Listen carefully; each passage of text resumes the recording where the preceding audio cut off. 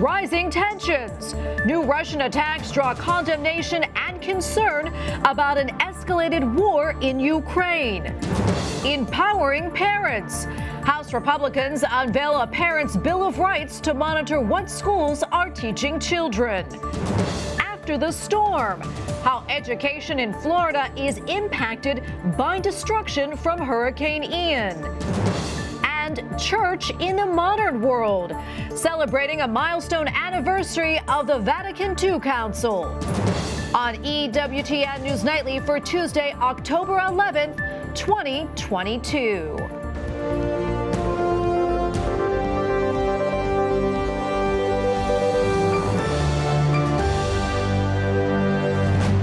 Thank you so much for being with us tonight. I'm Tracy Sable. President Joe Biden and other G7 leaders all promised to stand firmly with Ukraine for as long as it takes.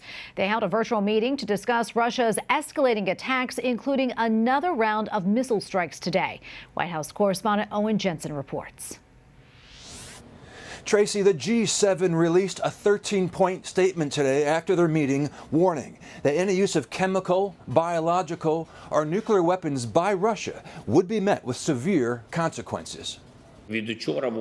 Speaking virtually to the leaders of the Group of 7 industrial powers, including President Joe Biden, Ukrainian President Volodymyr Zelensky urges the West to impose even tougher sanctions on Russia. This as Russian President Vladimir Putin continues waging war on Ukraine, striking with a fresh barrage of missiles and armed drones. Bombardment came a day after attacks across the country killed at least 19 people. The G7 leaders in their statement today saying, "We condemn these attacks in the strongest possible terms and recall that indiscriminate attacks on innocent civilian populations constitute a war crime. We will hold President Putin and those responsible to account." As for fears over a nuclear war breaking out, we still have seen no indication that Mr. Putin has decided to use weapons of mass destruction or nuclear weapons at all at any level. And we have seen nothing that would give us reason to change our own strategic deterrent posture when it comes to protecting our interest over in Europe. Russia says continued U.S. weapons deliveries to Ukraine would prolong the fighting and inflict more damage on the country without changing Russia's objectives. But the NATO Secretary General said today that Vladimir Putin, seen here today meeting for talks with the head of the International Atomic Energy Agency, is failing in Ukraine. His attempted annexations, partial mobilization, and reckless nuclear rhetoric represents the most significant escalation since the start of the war. The G7 also said in its statement today it will keep providing Ukraine the support it needs, including financial, humanitarian, military, diplomatic, and legal, adding, quote, "No country wants peace more than Ukraine." At the White House, Owen Jensen, EWTN News Nightly. Russia's invasion of Ukraine was aimed at reasserting Moscow's control over part of the former Soviet Union. Instead, the war has weakened Russia's influence across the region, including in Central Asia. Unless something changes dramatically and Russia rebounds, we will see Russia's role certainly diminishing in Central Asia for sure. Well, the former ambassador from Kyrgyzstan says the attack against Ukraine shows the terrible things that Russia is capable of. But not every country is shunning Russia. The leader of the United Arab Emirates met today with Russian President Vladimir Putin to foster economic ties. President Putin praised OPEC for cutting oil production and claims that it will stabilize the energy market. However, the Biden administration says that it will only raise prices. We go now to Peter Brookes, Senior Research Fellow on Weapons of Mass Destruction at the Heritage Foundation. He is also a former Deputy Assistant Secretary of Defense. Peter, thank you so much for joining us. We really appreciate it. A lot to get to here, but first, let's talk more about Russia's renewed bombing campaign against Ukraine. What concerns you the most about all of this, and where do you see this going? Well, any escalation concerns me because this is an unjust war. This is a war of choice, a war of aggression against Ukrainians that's violating their territorial integrity and their sovereignty. So this is an escalation which I think is in response to the bombing of the bridge over the Kerch Strait on Saturday, which nobody has claimed responsibility yet, but I think this is something that Russia is responding to. But once again, it's a troubling escalation. They're not just targeting military targets, they're also targeting civilian targets, which is obviously against the international law. Yeah, and Belarus has announced that it will deploy troops with Russia. What do you think this signals? Well, I don't know what Belarus is. They're actually going to introduce Belarusian troops into Ukraine. It seems like they may be mobilizing some to serve with Russian troops that are already in Belarus. Remember, there have been missile attacks out of Belarus into Ukraine. But any sort of alliance with Russia in their aggression, any sort of partnership with Russia in their aggression in Ukraine is wrong. And the Minsk is obviously doing something because of their close relationship with Russia. We should hope that the Minsk will use restraint and not involve itself into the ongoing aggression by the Russians on the Ukrainians. Yeah, and as you know, the United States, we've given billions of dollars to help Ukraine fight Russia, and now the U.S. is apparently, I guess, sending more aid in the form of advanced weapons. Do you think we should continue down this path, or is there another avenue that will help to maybe end this conflict or de-escalate it? What do you think the U.S. should do? Well, look, I mean, we should always keep the door open to diplomacy. But once again, the United States, even though we are supporting Ukraine along with a lot of other countries in Europe and elsewhere, this is something between Ukrainians and the Russians. And Kiev has to negotiate any sort of potential settlement with Moscow.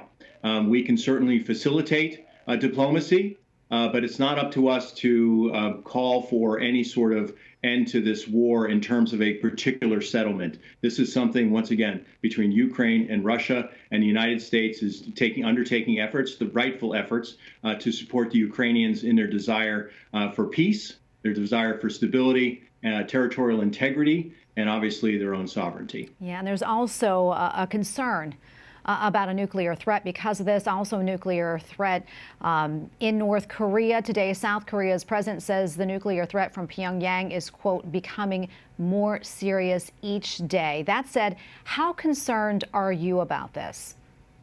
Well, I'm very concerned about anything involving nuclear weapons, right? I mean, I think we all are. There's no question about that. Whether it's the potential use of Russian tactical nuclear weapons, also called battlefield nuclear weapons, in Ukraine, in an effort to change the course of that conflict, and of course North Korea, which has long been a problem. We've had a number of missile launches in the last month. They believe that North Korea may at some point actually detonate another nuclear test, which would be the first in 6 or 7 years.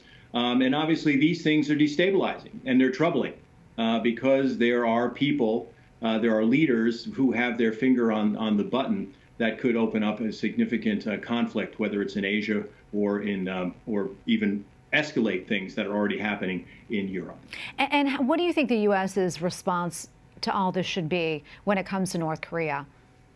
Well, in terms of North Korea, I mean, I think that the administration has left the doors open in terms of preconditions, but there's a long history of North Korea using provocations and belligerence to try to get concessions from countries such as South Korea, Japan, or the United States. I mean, I think we have to have a strong military deterrence, which we do with our forward deployed forces in Japan and South Korea.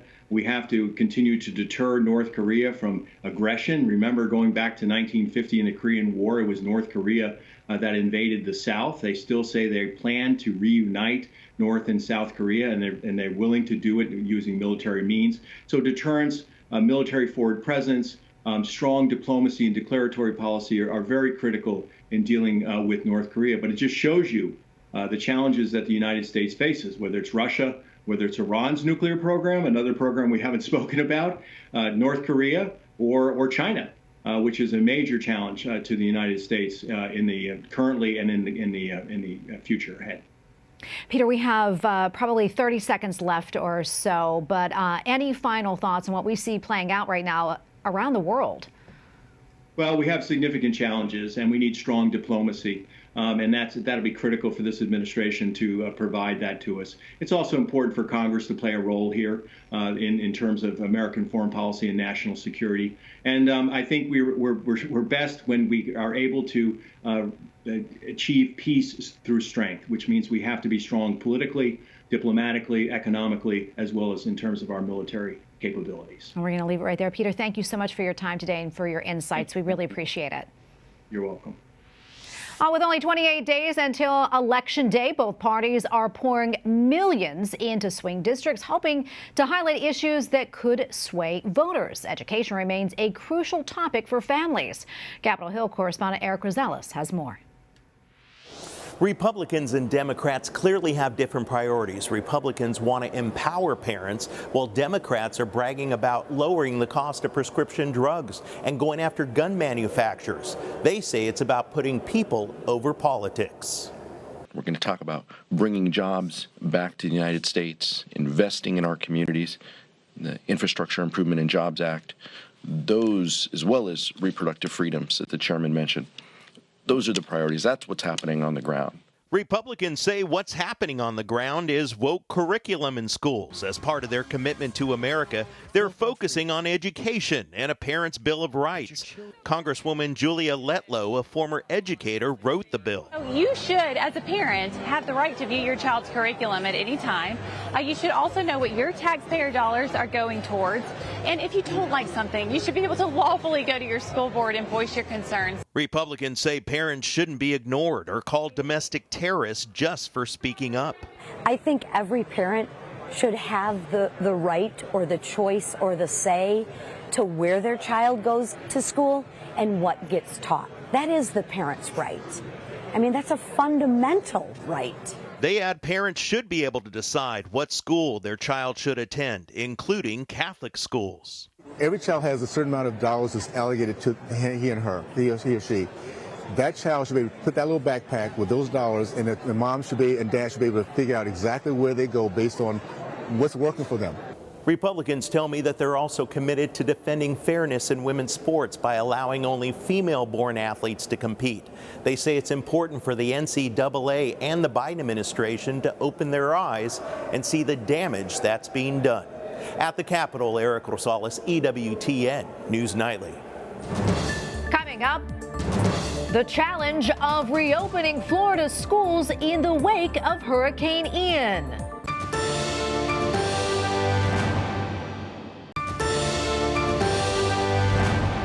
Tropical Depression Julia dumped heavy rain on Guatemala and El Salvador. It made landfall as a hurricane on Sunday in Nicaragua with winds measuring 85 miles an hour. The system regained strength yesterday in the eastern Pacific after it crossed over Honduras. The storm is blamed for at least 28 deaths. Well, it has been nearly 2 weeks since Hurricane Ian slammed into Florida's southwestern coast, and the cleanup for many is just beginning.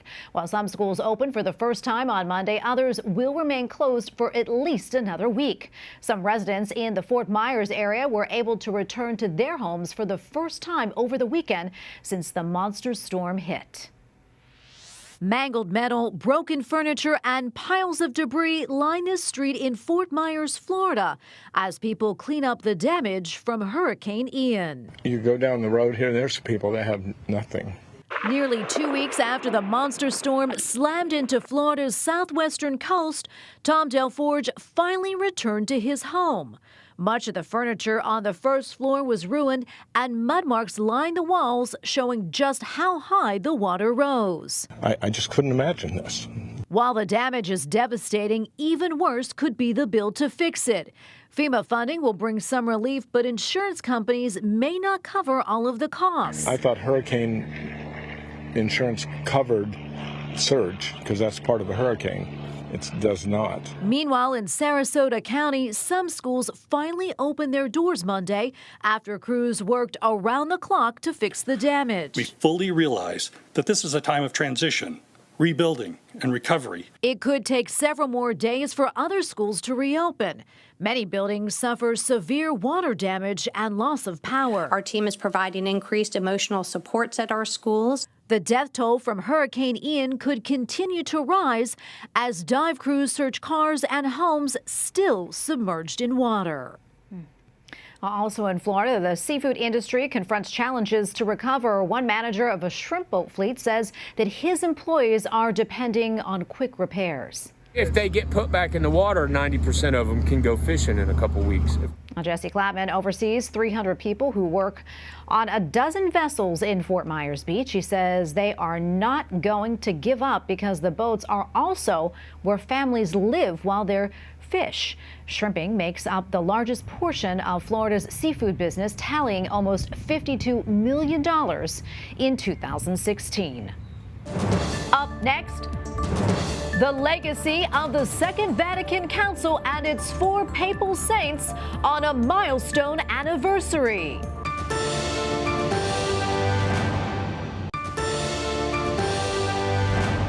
In Rome, Pope Francis will join an interfaith prayer service at the Coliseum later this month. The summit is called the Cry for Peace. The Holy Father will join the 3rd day of the conference on October 25th.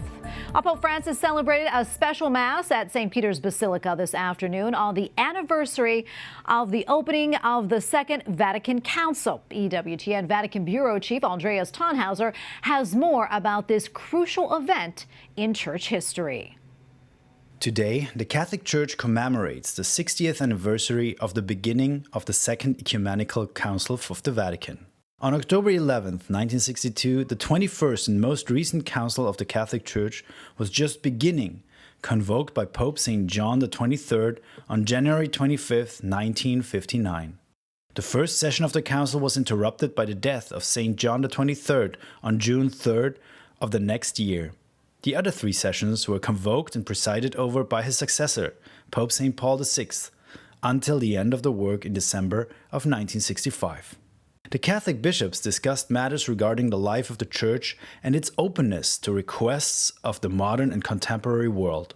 At the end of the Council, the Vatican promulgated 4 constitutions, 3 declarations, and 9 decrees. With the Council, fundamental characteristics of the liturgy changed, such as, for example, the active participation of the faithful in a Mass celebrated in the national language and no longer in Latin, and the reading and choice of texts. Particularly symbolic was also the reform of the Curia, with which it was decided to change the name of the Holy Office, the Vatican office that after the Council of Trent had taken the place of the Holy Inquisition, and it decreed the burning of Giordano Bruno and the trial of Galileo. The Holy Office became the Congregation of the Doctrine of the Faith. In another document, the Council accepted for the first time the idea of religious freedom. Numerous openings of the Second Vatican Council are still seen today. Priests dressed in plain clothes, participation in the political life, ecumenism, and approaching other religions are all elements spawned in some way from the Council. Pope St. Paul VI brought the Council to a conclusion and intervened much more than his predecessor in the meetings, emphasizing also after the end of the Council itself his prohibition of the change of some rules that progressive parts seemed ready to erase. Celibacy for priests, the prohibition of contraception, and the negation of an active role for the divorced in the Church.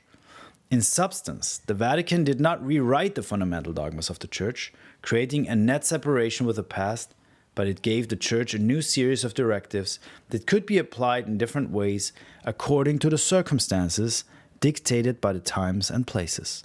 For all of these reasons, the Council doesn't represent a rupture or a change with respect to the past, but it certainly furnished the instruments for change. The Church didn't turn its definition upside down, but it simply updated to modern times the method with which to spread its message. In Rome, Andreas Thonhauser, EWTN News Nightly. And as we mentioned, today marks 60 years since the opening of Vatican II. It is a council with a mixed legacy, but of great significance in church history. EWTN News contributor Catherine Hadro brings us reaction to the council and its ongoing impact on the church today. Vatican II was a council carried on by saints.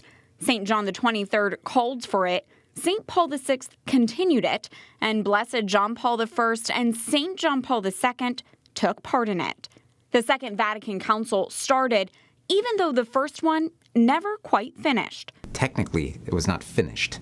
It had simply come to an end. But St. John the 23rd felt a great call to bring all the bishops of the world together to address what historian, theologian, and EWTN News executive editor Dr. Matthew Bunson describes as massive changes that had taken place. We're talking about the shattering changes that had taken place because of the two world wars, the Great Depression.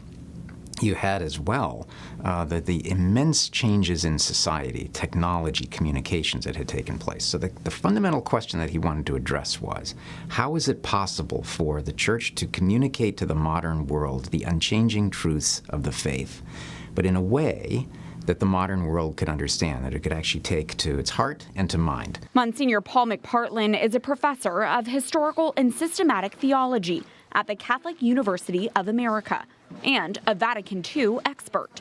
As Monsignor studied to become a priest in Rome, a number of his professors had themselves been advisors at Vatican II. It was a very precious connection almost with the Council. And of course, in all of our courses of study, we were very much engaging with the documents of the Council, which then was still very recent, very fresh. The Council in 1962 called together all the bishops, along with observers, auditors, religious sisters, and laity. The Council was a very tumultuous time, and, there was a very vigorous exchange of views and opinions. As the Council continued on through 1965, documents were put forward, and people in the pews could begin seeing the impact from the meetings in Rome. They were especially and most keenly felt on the parish level. And then, of course, came the transformative moment with the implementation of the Novus Ordo of the new Mass for the Church, the Mass of Pope Paul VI.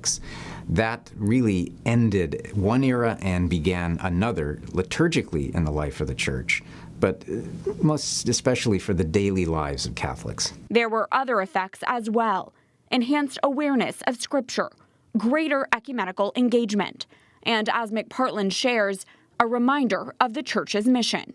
On the big picture, I think I would say that the Second Vatican Council wanted really to help the Church to realize that it exists in history. In other words, thinking of the Church as the pilgrim people of God, which is one of the most important motifs of the Council. Even though Vatican II took place 60 years ago, the work of the Council is still very much felt in the Church today.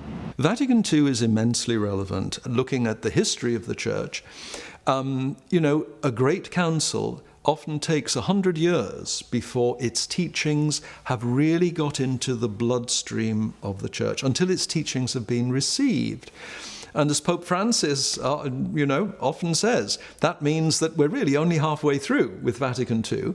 To understand the proper implementation of a council, we have to think not just in decades, but even a century or several centuries. That interpretation and that implementation is going to take a very long time for the Church. And we have to have the patience as a church, as Catholics, to see how that really can be implemented in our lives, in the life of the Church, but also to have that trust that the work of the Council, intending as it was to bring the Church into that dialogue with the modern world, needs to happen. 6 decades since it all began, perhaps we've only gotten the first look at the Second Vatican Council. I often think the Council is like a gift that's been given to us wrapped up, and like a Christmas present, we have to unwrap it. And we are still unwrapping it. Reporting from Washington, Catherine Hadro, EWTN News Nightly. And be sure to keep your eye out for our ongoing series on the 60th anniversary of Vatican II right here in the following months, as Catherine Hadro will further examine the impact and legacy of the Second Vatican Council. And we thank you for watching tonight. For the entire EWTN News Nightly team, I'm Tracy Sable. Good night and God bless.